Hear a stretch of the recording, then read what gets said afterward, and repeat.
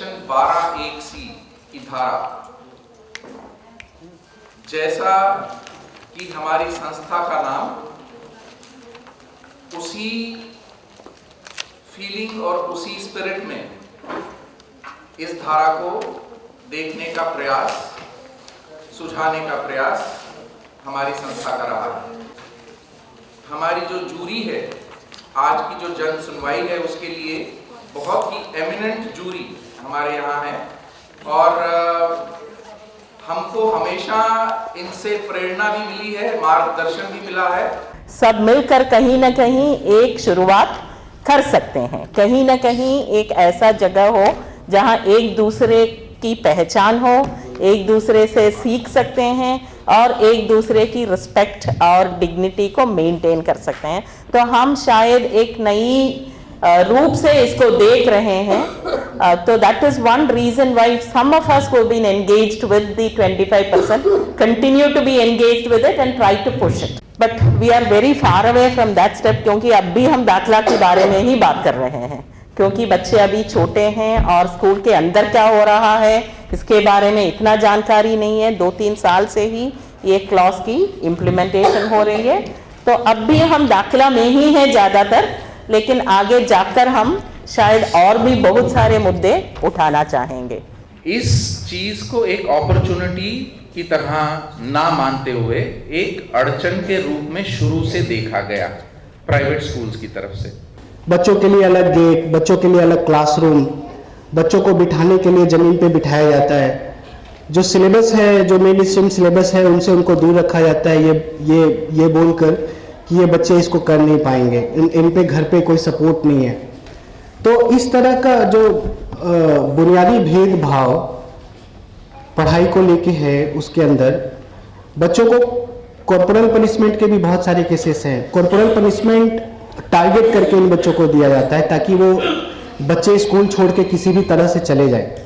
जो अपने बच्चों को शायद बहुत सुविधाएं नहीं दे सकते, वो बच्चे भी इसी धारा के तहत, इसी प्रावधान के तहत प्राइवेट स्कूलों में मिनिमम 25%, न्यूनतम 25% उनको प्रवेश दिया जाएगा, ये हमारा कानून कहता है।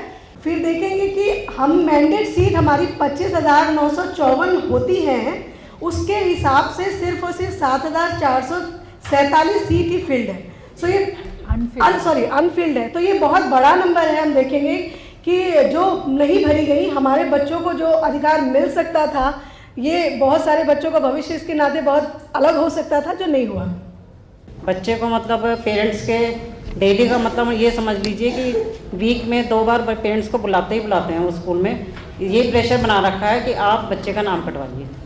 अब वो लिखित में तो उन्होंने नहीं दिया, पर 15 दिन का नोटिस दिया उनको कि 15 दिन में अगर आपका बच्चा इम्प्रूव नहीं हुआ तो हम नाम काट के आपके बच्चे का दे देंगे।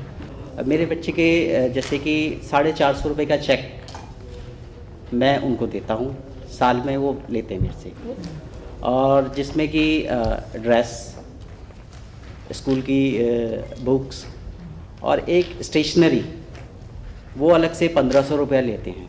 उसकी रसीद भी नहीं देते हैं जो 450 का देते हैं, और स्टेशनरी का भी। मेरे बेटे का नाम मॉडल चिलवाया स्कूल में आया था, लिस्ट में भी नाम था मेरे बेटे का, लकी ड्रॉ में भी नाम था मेरे बेटे का। जब एडमिशन के लिए गई थी तो उन्होंने कहा कि आपके बेटे का नाम ही नहीं है, तो एडमिशन कहाँ से हो जाएगा। दाखिला होने के बाद में सर्टिफिकेट मांगते हैं कि आपकी जो पत्नी है वो कहीं काम नहीं करती है। अगर वो कहीं काम नहीं करती है तो दाखिला देंगे, अदरवाइज दाखिला नहीं देंगे। जो स्कूल है उसमें ड्रेसिंग का और किताबों का अलग अलग सिस्टम है। हमने कहा कि भाई आप हम कहीं भी ड्रेस लें, आप ड्रेस के लिए हमें बता दो ये रंग है, ये कलर है। नहीं, उन्होंने मानी। और किताब जो है हमें आप लिस्ट दे दो, हम बाहर से खरीद लेंगे। एक कॉपी जो है जिसकी कीमत बाजार में 10 रुपये, वहाँ 25 रुपये 30 रुपये हम क्यों दें। भाई का लड़का था ना छोटा, उसको स्कूल में बुलाया, उसका सब कुछ हो गया, एडमिशन, इनकम सर्टिफिकेट सब कुछ जमा कर दिया। 1-1.5 महीने स्कूल गया, फिर तो खूब पढ़ाया उसको, मैडम ने सब कुछ बताया, जो जो बोला मैडम ने काम सब कर दिया। फिर छुट्टियां पड़ी थी ना, ये समर वेकेशन, तो उसके लिए फिर उन्होंने कहा कि छुट्टियों के बाद भेजना बच्चे को। तो फिर भाई के पास फ़ोन आया स्कूल की तरफ से कि आपसे बात करनी है और आपको स्कूल आना है। फिर बड़े भाई मेरे गए स्कूल, उनको बताया कि जो इनकम सर्टिफिकेट बनवाए थे ना वो नकली है। यूँ कहा कि आपने नकली दिया है या आप अपने बच्चे का नाम कटवा लो। यहाँ धमकी दी थी कि उन्हें अगर नहीं कटवाया तो केस कर देंगे आप। जब हम फॉर्म भरे और वहाँ ले जाके जमा करने लगे तो उन्होंने कहा कि आपका बच्चा कद में छोटा है, तो कद से छोटा है और इसका एडमिशन नहीं होगा। फिर मैंने कहा कि अगर ये कद से छोटा है तो आपने ये प्रक्रिया क्यों निकाली है, क्योंकि अगर ये मतलब जन्म में तो जन्म तिथि इसकी पूरी बता रही है, लेकिन अब उसकी हाइट की मैं क्या कर सकती हूँ। लेकिन आप ऐसा करिए, मुझे लिख के दे दीजिएगा। अगर लिख के दे दीजिएगा तो उन्होंने तुरंत तो कहना अच्छा चलिए आप बाहर बैठिए और मैं अभी बात करती हूँ। फिर उन्होंने 2-3 टीचर मिलकर बात करा, फिर मुझे अंदर बुलाया, कहने लगे कि ठीक है आपके बेटे का एडमिशन हो गया। मेरी बेटी 5 साल की, थोड़ी विकलांग उसमें आती है। मैंने बहुत से स्कूलों में फॉर्म भरा है, प्राइवेट स्कूलों में, लेकिन अभी तक इसका नाम नहीं है। 2 साल हो गए कि एडमिशन तो हो गया, लेकिन एडमिशन के लिए उन्होंने 2000 रुपये मांगे। फिर हमने लिखित रूप में आनंद विहार में उनकी कंप्लेंट भेजी कि आपने एडमिशन के दौरान पैसे लिए। फिर उस वक्त पेरेंट्स को स्कूल में बुलाया गया, फिर उसको डराया धमकाया गया कि आपने कंप्लेंट क्यों करी, अब हम आपका बच्चा हमारे नज़र में आ गया, अब हम आपके बच्चे के साथ कुछ भी कर सकते हैं। लेकिन जो ड्रेस हो गया और शूज़ वगैरह हैं और जितनी भी चीज़ें जैसे कि ट्यूशन वगैरह भी इसको उठाना पड़ता है। ट्यूशन में भी इसका 1000 रुपये का महीने पर खर्चा आ जाता है। ट्रांसपोर्टेशन भी अच्छी खासी आ जाती है उसकी।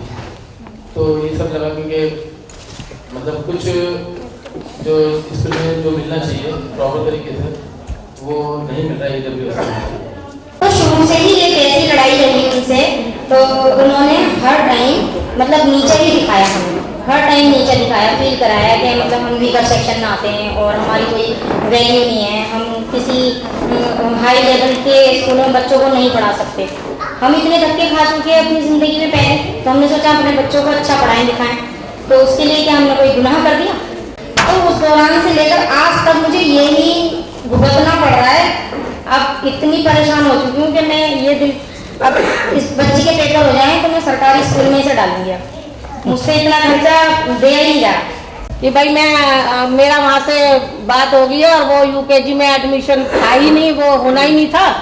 और उसके बाद उन्होंने उनसे लिखित रूप में मांगा। हमने कहा अभी ऐसे कैसे लिखित रूप में दे दे, आपने इसका कोई हल तो किया ही नहीं। उन्होंने कहा कि ऐसा है कि मैं आपको रिप्लाई दूंगा, लेकिन उन्होंने अभी तक उस बात की रिप्लाई नहीं दी और उनसे लिखवा लिया। पर उन्होंने उनका फीस कार्ड मंगवा के उसमें हाथ की 2340 रुपये उनके बच्चे की फीस जाती थी, जिसमें उन्हें 1120 रुपये फीस देनी होगी। जो है वर्दी का पैसा, बुक्स का पैसा, जबकि उसी एरिया से स्कूल की ट्रांसपोर्ट बस जाती है। उस बच्चे को ले जाने के लिए स्कूल ने बिल्कुल मना कर दिया कि हम इस बच्चे को नहीं लेंगे। EWS का बच्चा डराया, मुझे 3-4 बार कॉल आई कि आप आइए स्कूल में, आप ये क्या कर रही हैं, हमारे इधर इस तरह से ये हो गया वो हो गया, सब टीचर्स के खिलाफ इस तरह से आपने ये कैसे लिख दिया। तो मैंने कहा मैंने शुरू में बोला कि आपने 10,000 की डिमांड तो मेरे सामने ही की है, इसमें मैंने क्या गलती? ये कैटेगरी है, उसमें जरूरी नहीं कि हम SC/ST की बात करें। जो बेघर बच्चे हैं, होमलेस के बच्चे हैं, माइग्रेंट के चिल्ड्रन के बच्चे, उनका तो कोई ऐसा सर्टिफिकेट ही नहीं, लेकिन वो ये कैटेगरी में है। तो उनको जब हम लेके जाते हैं तो उनको एक और ऐसा ही केस था, उससे तो कपड़े ही लेके नहीं किया था स्कूल में। एडमिशन मिलने के बावजूद भी 1000 रुपये बोला एडमिशन फीस है आपकी, और 1500 रुपये डायरी के, और यूनिफॉर्म बुक्स वगैरह ये सब हमें खरीदनी पड़ती है। और हम झुग्गियों में ही रहते हैं तो बहुत मुश्किल हो जाता है हमें करना। और हर उसमें मतलब कोई फंक्शन हो तो वैसे पार्टिसिपेट करो, अब नहीं कर पाते हम तो कैसे करें। और जो मॉडर्न स्कूल है उसमें हर चीज़ फ्री है, यूनिफॉर्म, बुक्स, शूज, सारी चीज़ें। और फिर इन स्कूलों में क्यों नहीं है? उन्होंने बोला कि हम जो है अगर बच्चा ये पॉटी करता है या सुसु करता है उसके लिए हम लोग यहाँ पर आ जाएंगे, क्योंकि इनका घर पास में। इन्होंने ये भी बोला कि हम आ सकते हैं। बोला कि नहीं, आप लिख के दीजिए कि आपके बच्चा अगले साल जो है यहाँ पर एडमिशन नहीं होगा, आप लिख के दीजिए। और उनसे लिखवा के लिया, जबरदस्ती लिखवा के लिया है। और क्या लिखा है उनको भी नहीं पता, वो इंग्लिश में लिखवाया है। अगर शिक्षा को सुप्रीम कोर्ट ने आर्टिकल 21 में आके विस्तार करते जब सम्मान की बात करता है और शिक्षा को उसका अधिकार बना देता है, अब वहीं से आके शिक्षा का अधिकार निकलता है, तो वहां पर जीने के अधिकार को आप ऐसे करते हैं, इसके लिए क्यों नहीं करते आप? एक बच्चे का अगर शिक्षा ये हो रहा है तो आप उसके लिए भी तो ऐसे कर सकते हैं, लेकिन नहीं, वो नहीं चाहते। क्यों नहीं चाहते? क्योंकि वो जानते हैं कि अगर सब पढ़ जाएंगे तो उनके हाथ से हुकूमत निकल जाएगी। मैंने पॉलिसी पढ़ ली थी, जीरो डिस्क्रिमिनेशन एक्ट है, और व्हील चेयर पे बच्चा आया, मैंने उसे एडमिशन दे दिया। अब बच्चा 3rd क्लास में पढ़ता है, 2nd फ्लोर पे अगर उसका क्लासरूम है तो वो कोई फ़ायदा नहीं है, एक्सेसिबिलिटी नहीं है, स्कूल में लिफ्ट नहीं है, तो वो ऊपर कैसे जाएगा? उसको अलग नीचे एक बच्चे के लिए नॉर्मल स्कूल्स अलग से क्लासरूम सेट नहीं करते हैं, तो एक एक्सेसिबिलिटी का इशू है जो हमारे नॉर्मल स्कूल्स में नहीं है। और वो एक इस तरह से हेल्पलाइन और इस तरह से मैकेनिज्म, क्योंकि हम देखें यहाँ पे कई स्टोरीज सामने आए हमारे, जब पेरेंट्स अपने आप से जाने की कोशिश करे तो उनको उतनी सफलता नहीं मिली, बट जब कोई NGO साथ में इंटरवेंशन करे तो उनको बहुत ज़्यादा जो है उसका फ़ायदा मिला है। सरकारी स्कूल से लेके या सरकारी स्कूल में नहीं डाल के प्राइवेट में जा रहे तो उसका कोई फ़ायदा है क्या? तो ये हम किस तरह से हम देख सकते हैं, क्योंकि जो ये बच्चे जा रहे प्राइवेट स्कूल में, ये ऐसे तबके से आ रहे हैं जहाँ पे घर में थोड़ा सा जो माहौल है, एकेडमिक जो इनपुट्स है वो नहीं दे पाते। सो व्हाट हैपेंस इन बच्चों के लिए?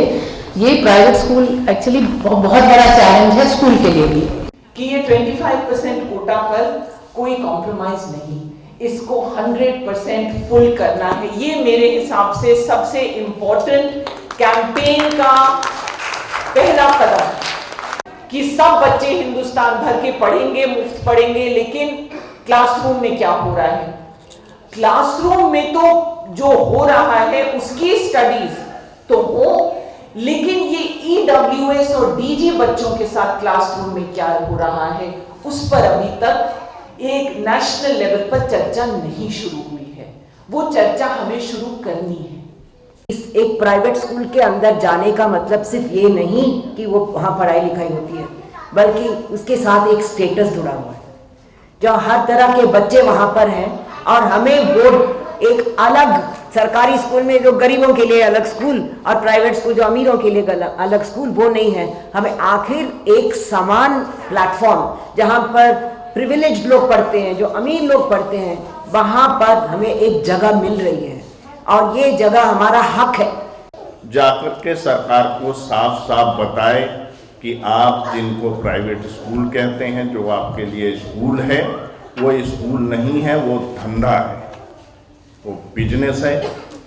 और अगर आपके पास किसी भी बिजनेस के लिए उपभोक्ता फोरम है, आप जहां उसकी शिकायत कर सकते हैं, तो इन प्राइवेट स्कूल को नकेल डालने के लिए भी कोई उपाय बनाओ।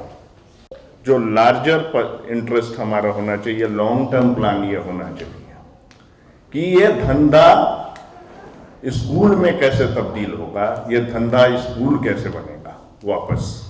ज़रूर कि अगर हम हमारे बच्चों को स्कूल में टिक कर रहना है तो उनको ट्रेनिंग की ज़रूरत है, इंग्लिश स्पीकिंग की वगैरह वगैरह, पर मुझे लग रहा है स्कूल्स को बहुत ट्रेनिंग की ज़रूरत है कि किस हिसाब से समाविष्ट तरीके से बच्चों को शिक्षा दी जाए, उसमें टीचर्स को, प्रिंसिपल्स को, स्कूल मैनेजमेंट को वो सीखने की बहुत ज़रूरत है, और कहीं ना कहीं सरकार को उस पर कुछ धोरण तैयार करनी ज़रूरी है।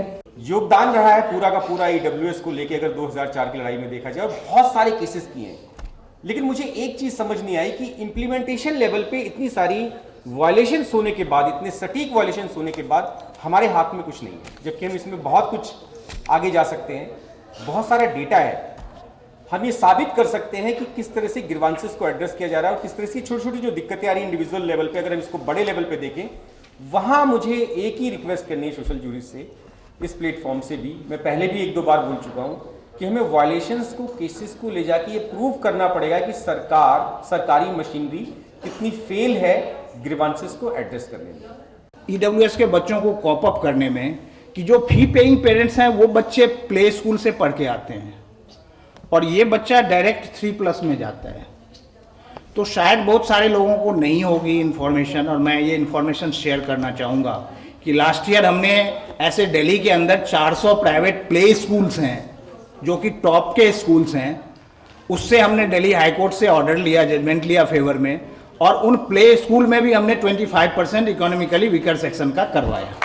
तो हम ये करें कि उन प्ले स्कूल्स में भी कि बच्चा जो है ना इवन 2+ एज में भी, क्योंकि कहीं ना कहीं दूसरा उसका काउंटर पार्ट है, वो 2 साल से जा रहा है और ये 3 साल से जा रहा है, तो एक थोड़ी सी बैकलॉग वाली बात होती है, वो भी कंप्लीटली फ्री हैं। तो ऐसे 400 स्कूल दिल्ली के हर कोने में हैं। 400 हम अब तक आइडेंटिफाई कर पाए हैं, बट नंबर आई थिंक उससे ज़्यादा।